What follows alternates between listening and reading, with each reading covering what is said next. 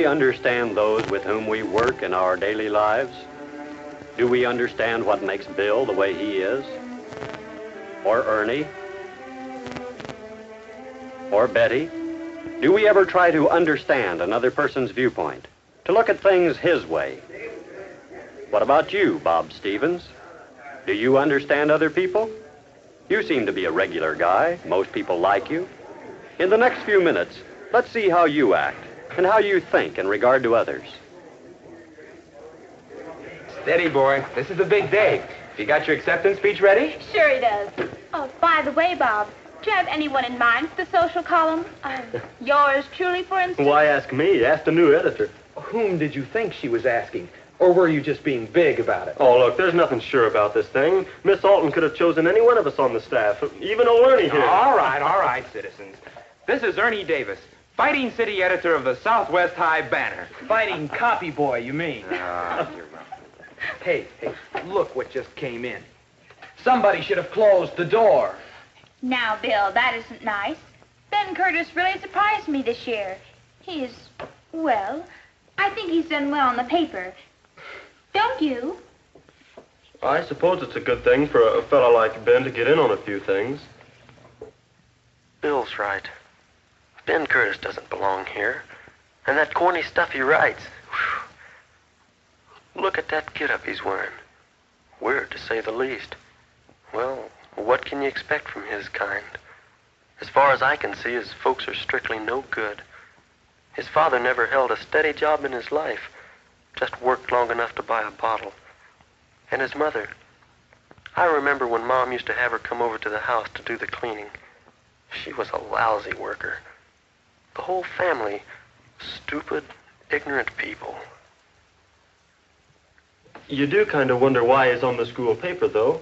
You'd think he'd feel out of place around people like us. You know, I think you have Ben all wrong. I know he hasn't got much of a family, but he's a pretty sharp character. Makes doggone good grades, too. A lot better than mine. And that's something special. Everybody makes better grades than you, Ernie. Okay, wise guy, I want to tell you something. I have an English class with Ben, and he's nobody's fool. You know, I think the guy has real talent for writing. For writing what? His name, you mean? Oh. I don't know very much about him. He doesn't talk very much. Here comes Miss Alton. Sit here, Bob. I want to make sure you remember me for the social column. This is it. I'd be a first-class liar if I didn't admit to myself that I'm gonna get this job. Who else? Bill?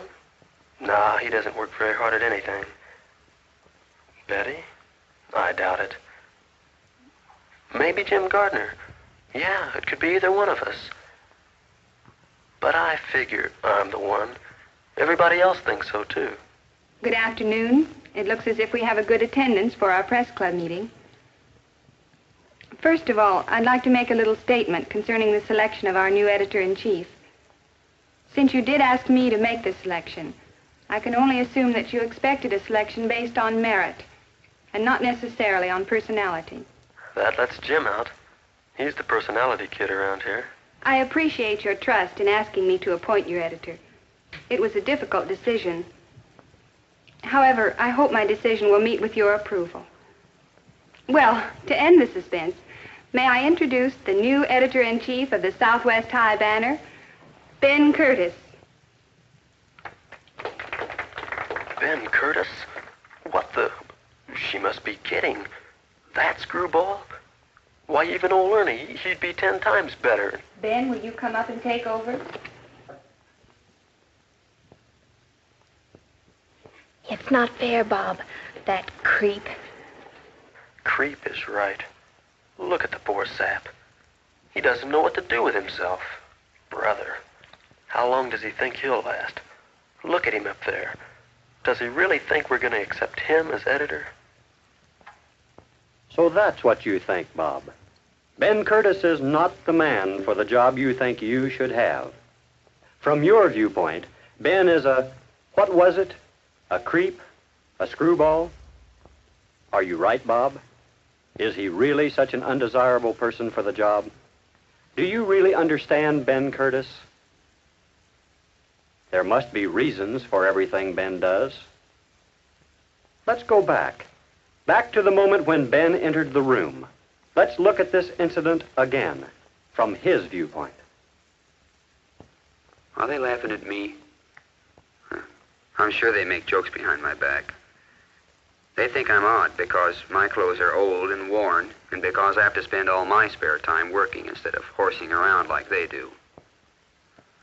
My whole life is different from theirs. I couldn't even begin to fit into their group. I wish they did like me. Maybe I could just walk over there and let them know that I want to be friendly. No, I'd better not. Why ask for trouble? That Ernie Davis, he'd probably make fun of me. Better stay away from them. Stuck-up bunch of snobs. Hi, Ben. Hi. Say, I've got a hunch about you. What? You're going to be the new editor. Me, editor? Are you kidding? Me, editor. If only it were true. I'd give anything to be editor. Hey, here she comes now. Next year's editor coming up.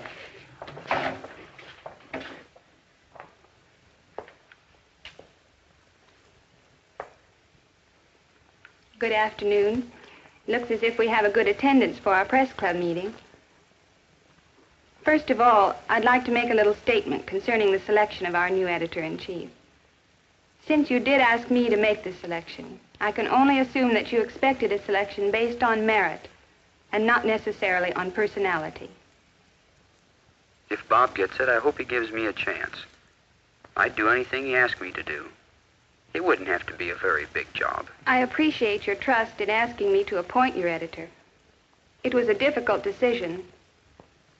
However, I hope my decision will meet with your approval. Well, to end the suspense, may I introduce the new editor-in-chief of the Southwest High Banner, Ben Curtis. Me? Oh, no.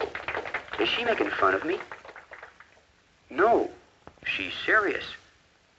I don't believe it. It can't be true. Ben, will you come up and take over?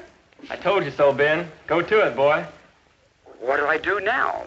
I can't get up in front of them. What do I say? What do I do? Let me see. They're sure expecting something. I guess there's no use in saying I'm surprised. You can see that. Keep talking, Ben. Give yourself a chance to think. I want to thank Miss Alton for this opportunity. I'll need all the help I can get from you. I'm open to suggestions on job assignments, so each one can work on the thing you like to do best. Are there any suggestions? Now that we know more about you, Ben, we began to understand you a little better. Why did they see you one way, Ben, and not as you really are? Is it possible that you do not give them enough basis for understanding?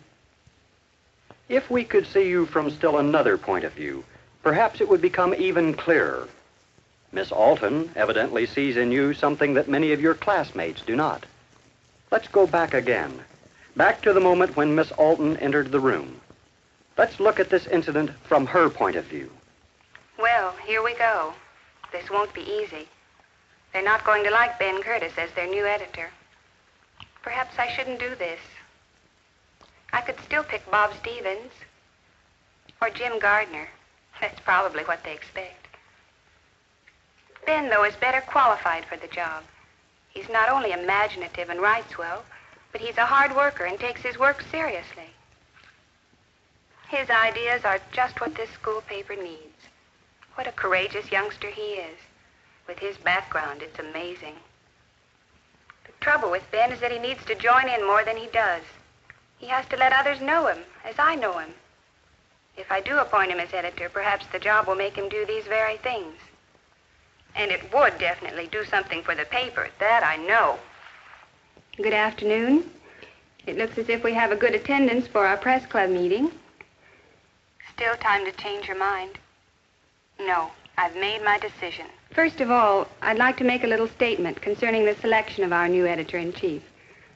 Since you did ask me to make the selection, I can only assume that you expected a selection based on merit and not necessarily on personality. Look at them, all looking at Bob Stevens.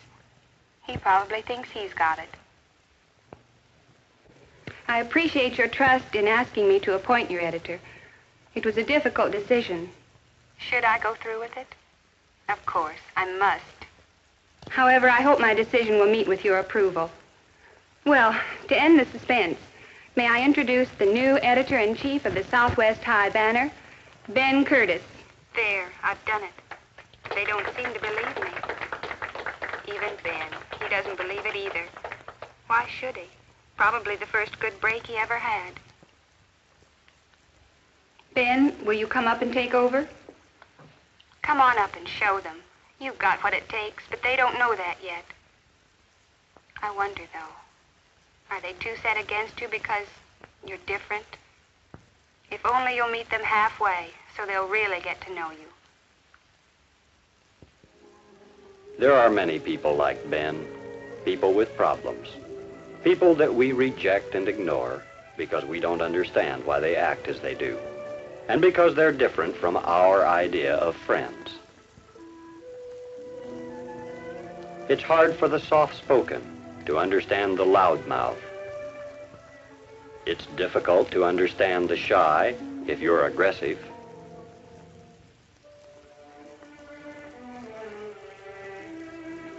Those who are physically attractive cannot always appreciate the loneliness of those who are not.